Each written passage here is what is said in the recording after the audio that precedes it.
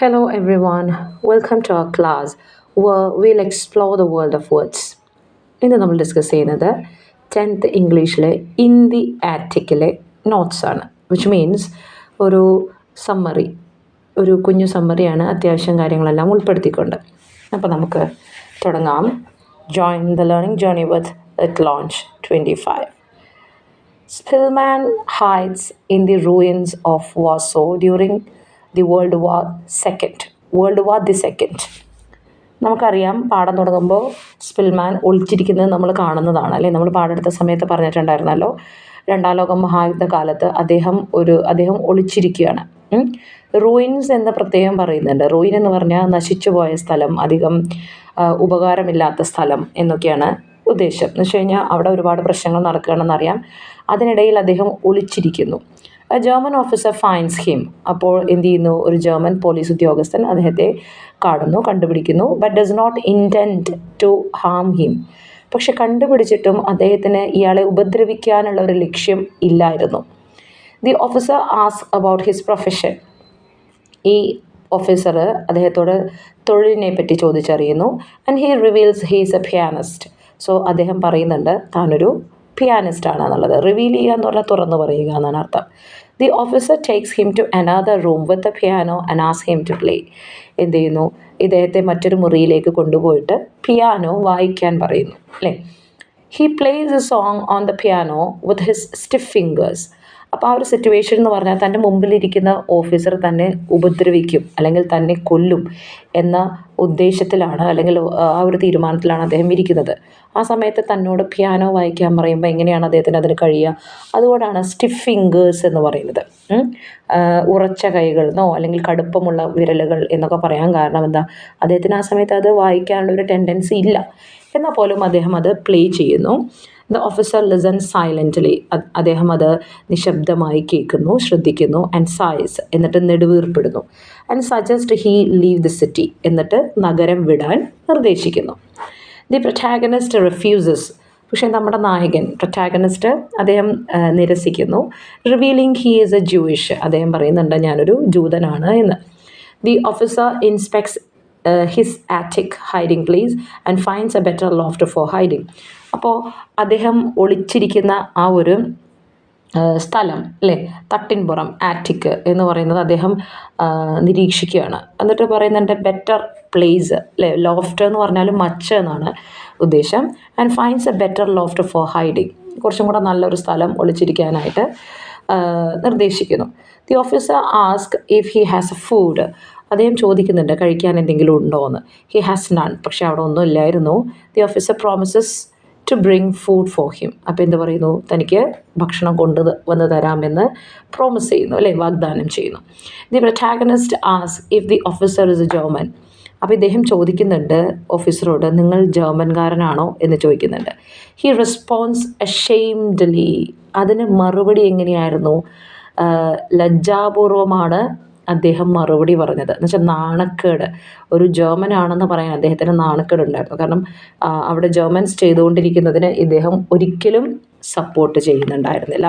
അതുകൊണ്ടാണ് he responds അഷെയിംഡ്ലി എന്ന് പറയാൻ കാര്യം. The officer shakes hands. എന്നിട്ട് കൈ കൊടുക്കുന്നു. And leaves. എന്നിട്ട് അവിടെ വിട്ടു പോകുന്നു. 3 days later he returns with a bread and jam. 3 ദിവസത്തിന് ശേഷം അദ്ദേഹം കഴിക്കാനുള്ള ബ്രെഡും ജാമും ഒക്കെ ആയിട്ട് വരുന്നു. The officer tells him the war will end in A few weeks. കുറച്ച് ആഴ്ചകൾക്ക് ശേഷം ഈ യുദ്ധമെല്ലാം അവസാനിക്കും എന്ന് ഈ ഓഫീസർ ഇദ്ദേഹത്തോട് പറയുന്നു. He orders the protagonist to hold on and leaves again. അപ്പോൾ അദ്ദേഹത്തിനോട് പറയുന്നുണ്ട് സൂക്ഷിക്കണം, പറ്റുമെങ്കിൽ ഇവിടെ വിട്ട് പോകണം എന്നുള്ളത് അദ്ദേഹത്തോട് പറയുന്നുണ്ട്. The protagonist stays hidden for weeks as artillery sound grow quieter. പക്ഷേ അദ്ദേഹം അവിടെ തന്നെ ആ ലോഫ്റ്റിൽ തന്നെ അദ്ദേഹം ഇരിക്കാൻ തീരുമാനിക്കുന്നു, ഹൈഡ് ചെയ്ത് ഇരിക്കാൻ തീരുമാനിക്കുന്നു ആഴ്ചകളോളം. അങ്ങനെ ഏതുവരെയാണെന്നറിയാമോ? ആർട്ടിലറീസിൻ്റെ ശബ്ദം കുറഞ്ഞു വരുന്നത് വരെ. ആർട്ടിലറി എന്ന് പറഞ്ഞു കഴിഞ്ഞാൽ പീരങ്കി എന്നാണ് അർത്ഥം. എന്ന് വെച്ച് കഴിഞ്ഞാൽ പുറത്ത് നടക്കുന്ന യുദ്ധത്തിൻ്റെ ആരവങ്ങൾ കുറയുന്നത് വരെ അദ്ദേഹം അവിടെ ഇരിക്കാൻ തീരുമാനിക്കുന്നു. എന്ന് വെച്ച് കഴിഞ്ഞാൽ എല്ലാം ഒന്ന് സൈലൻ്റായിട്ട് പതുക്കെ പുറത്തിറങ്ങാമെന്നാണ് അദ്ദേഹം വിചാരിക്കുന്നത്.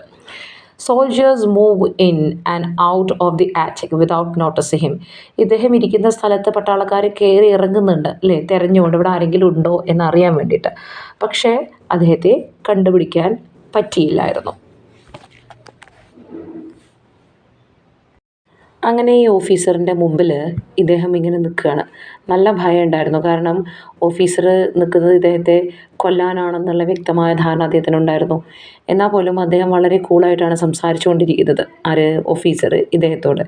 നീ പ്ലേ ചെയ്യേ, ഞാൻ കേൾക്കട്ടെ, പിന്നെ ആരെങ്കിലും വന്നാൽ ഞാൻ നോക്കിക്കോളാം എന്നൊക്കെ രീതിയിൽ ഇദ്ദേഹം സംസാരിക്കുന്നുണ്ട്. അപ്പോൾ ഒരു ശുഭാപ്തി വിശ്വാസം, ഒരു പ്രതീക്ഷ ഇദ്ദേഹത്തിൽ നിന്ന് കിട്ടിക്കൊണ്ടിരിക്കുന്നുണ്ട്.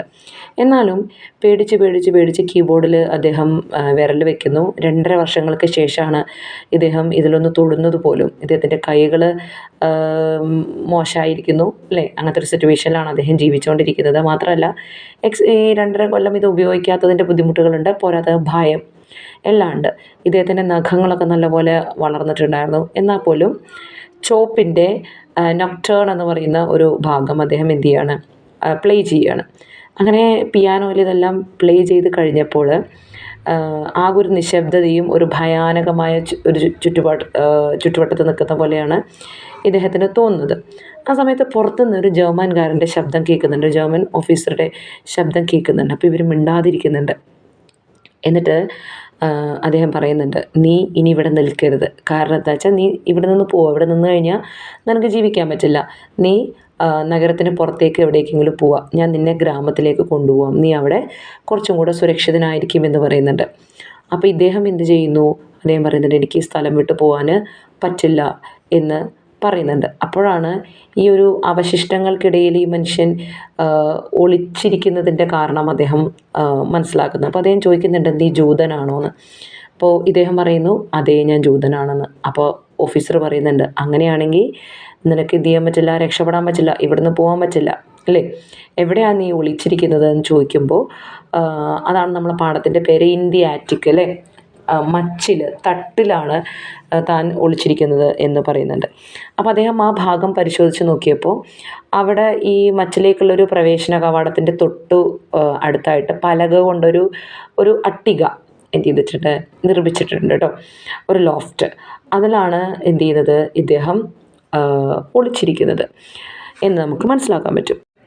അപ്പോൾ ഓഫീസർ ചോദിക്കുന്നുണ്ട്, നിനക്ക് എന്തെങ്കിലും കഴിച്ചിട്ടുണ്ടോ എന്നുള്ള മട്ടിൽ. അദ്ദേഹം ഇല്ല എന്ന് പറയുന്നുണ്ട്. അങ്ങനെ ഇദ്ദേഹം എന്ന് പറയുന്നത്, സാരല്ല, ഞാൻ എന്തെങ്കിലും നിനക്ക് ഭക്ഷണം കൊണ്ടുവരാം എന്ന് പറയുന്നു.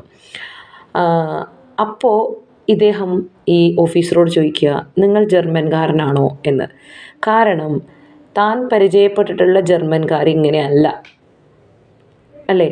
കാരണം ജർമ്മൻകാർ എത്രയോ ജൂതന്മാരെ ഇങ്ങനെ കൊല ചെയ്തുകൊണ്ടിരിക്കുന്ന ഒരു സമയമാണ്, 2ാം ലോക മഹായുദ്ധത്തിൻ്റെ സമയമെന്ന് നമ്മൾ പറഞ്ഞു കഴിഞ്ഞു. ഇയാളുടെ പ്രവൃത്തിയിൽ നിന്ന് ഇദ്ദേഹം ജർമ്മൻകാരൻ തന്നെയാണോ, എന്നോട് ഇത്രയും മര്യാദയ്ക്ക് പെരുമാറുന്നൊരു മനുഷ്യൻ എന്നുള്ള രീതിയിലാണ് ഇത് നോക്കിക്കാണുന്നത്.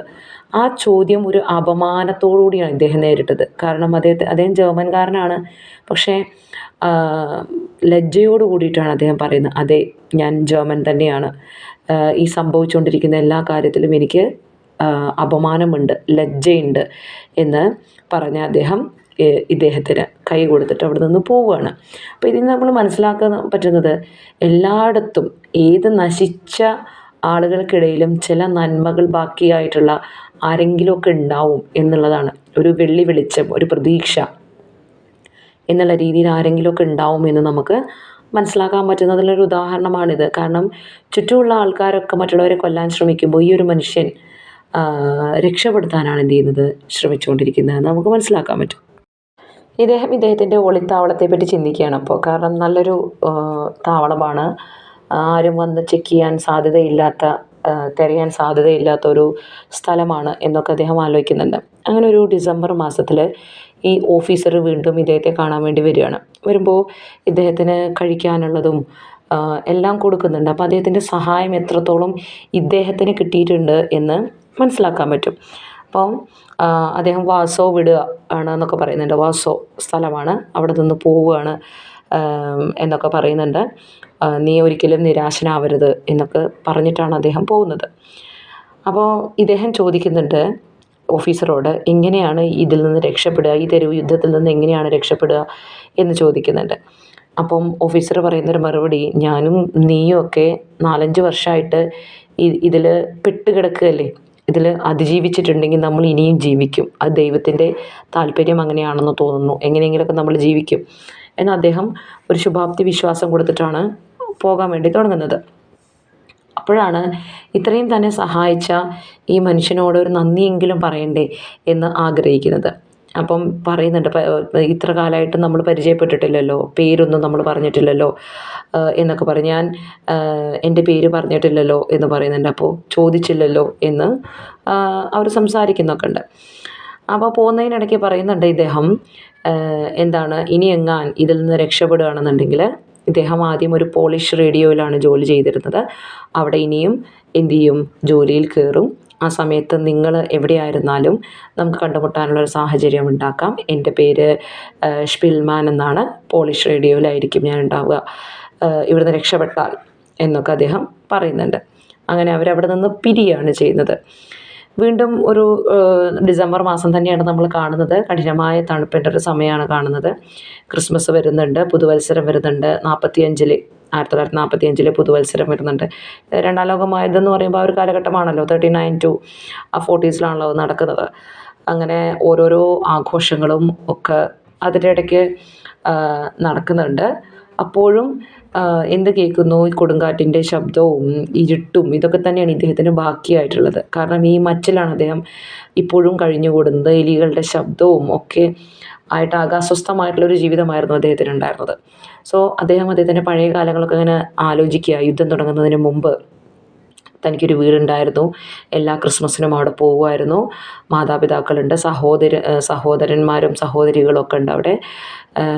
എന്നാൽ ഇപ്പോൾ എന്താണ്, അതെല്ലാം മാറി മറിഞ്ഞിരിക്കുന്നു എന്നുള്ള കാര്യങ്ങളൊക്കെ അദ്ദേഹം, താനിപ്പോൾ ഒരു ഏകാന്തതയിൽ പെട്ടുപോയിരിക്കുന്നു എന്നൊക്കെ അദ്ദേഹം അവിടെ നിന്ന് ഓർക്കുകയാണ്. അങ്ങനെ സമാധാനപരമായി മുന്നോട്ട് പോയിക്കൊണ്ടിരിക്കുന്ന ഒരു സമയത്ത് ജനുവരി 14 പുറത്തുനിന്ന്, തെരുവിൽ നിന്ന് സാധാരണമായ ശബ്ദങ്ങൾ ഇങ്ങനെ കേട്ടുകൊണ്ടിരിക്കുന്നു. പട്ടാളക്കാരുടെ ശബ്ദങ്ങൾ, ആളുകളുടെ ശബ്ദങ്ങൾ, ഇതെല്ലാം കൊണ്ട് ആകെ ഒരു പരിഭ്രാന്തമായിട്ടുള്ള അവസ്ഥയായിരുന്നു അവിടെ ഉണ്ടായിരുന്നത്. അങ്ങനെ ജനുവരി 15 പിറ്റേ ദിവസം അതിരാവിലെ അദ്ദേഹം ഇങ്ങനെ ശ്രദ്ധിക്കുമ്പോൾ എന്ത് കേൾക്കുന്നുണ്ട്, അതുവരെ നിശബ്ദമായിരുന്ന സ്ഥലത്ത് മുഴുവൻ പീരങ്കികളുടെ ശബ്ദം കേൾക്കുന്നു. നിരന്തരമായ ഇടിമുഴക്കം പോലെ എന്തൊക്കെയോ കേൾക്കുന്നു. ചുമരുകളൊക്കെ കുലുങ്ങുന്ന പോലെ തോന്നുന്നു. 3 മണിക്കൂർ കണ്ടിന്യൂസ് ആയിട്ടുള്ള കനത്ത വെടിവെപ്പ് അവിടെ നടക്കുകയാണ് എന്നുള്ളത് അദ്ദേഹത്തിന് അവിടെ അതിനകത്ത് ഇരിക്കുമ്പോൾ മനസ്സിലാകുന്നുണ്ട്. സോ അദ്ദേഹം ഉറപ്പിച്ചു, ഏത് നിമിഷവും താൻ ഇനി കൊല ചെയ്യപ്പെടാം എന്നുള്ളത്. രാത്രിയാവുന്നു. രാത്രിയിൽ പെട്ടെന്ന് മറ്റു ശബ്ദങ്ങളൊന്നും കേൾക്കുന്നില്ല. ഒരു 1 മണിയൊക്കെ ആവുന്ന സമയത്ത് വീണ്ടും എന്തൊക്കെയൊക്കെയോ കേൾക്കുന്നുണ്ട് ഇദ്ദേഹം. എന്ത് ചെയ്യുന്നു, അങ്ങനെ പിറ്റേ ദിവസം ആവുന്നു. പിറ്റേ ദിവസം എന്ത് സംഭവിക്കുന്നു എന്ന് വെച്ച് കഴിഞ്ഞാൽ, പോളിഷ് ഭാഷയിൽ എന്തൊക്കെയൊക്കെയോ പ്രഖ്യാപനങ്ങൾ കേൾക്കുന്നുണ്ടായിരുന്നു. അപ്പോൾ അതിൽ നിന്ന് അദ്ദേഹത്തിന് മനസ്സിലാക്കാൻ പറ്റുന്നത് ഒരു പോരാട്ടവും ഇല്ലാതെ ജർമ്മൻകാർ പിൻവാങ്ങി എന്നുള്ള കാര്യമാണ്, അല്ലേ? അപ്പം അദ്ദേഹം എന്ത് ചെയ്യുന്നത്, അദ്ദേഹത്തിൻ്റെ നമ്മുടെ ആദ്യത്തെ ഓഫീസർ ഉണ്ടല്ലോ, അദ്ദേഹം ഒരു ജർമ്മൻ കോട്ട് ഇദ്ദേഹത്തിന് സമ്മാനമായി, അല്ലെങ്കിൽ തണുപ്പൊക്കെ അല്ലേ ഉപയോഗിച്ചോളൂ എന്ന് പറഞ്ഞ് കൊടുത്തിട്ടുണ്ടായിരുന്നു. ഇത് അദ്ദേഹത്തിൻ്റെ കയ്യിലുണ്ട്. അപ്പോൾ ഇദ്ദേഹം പെട്ടെന്ന് തന്നെ മനസ്സിലായി എന്തോ പുറത്ത് നടക്കുന്നുണ്ട്, ഇപ്പോൾ ഒരു നിശബ്ദതയാണ് നടക്കുന്നത് എന്നുള്ള കാര്യങ്ങളൊക്കെ അദ്ദേഹത്തിന് മനസ്സിലാവുന്നു.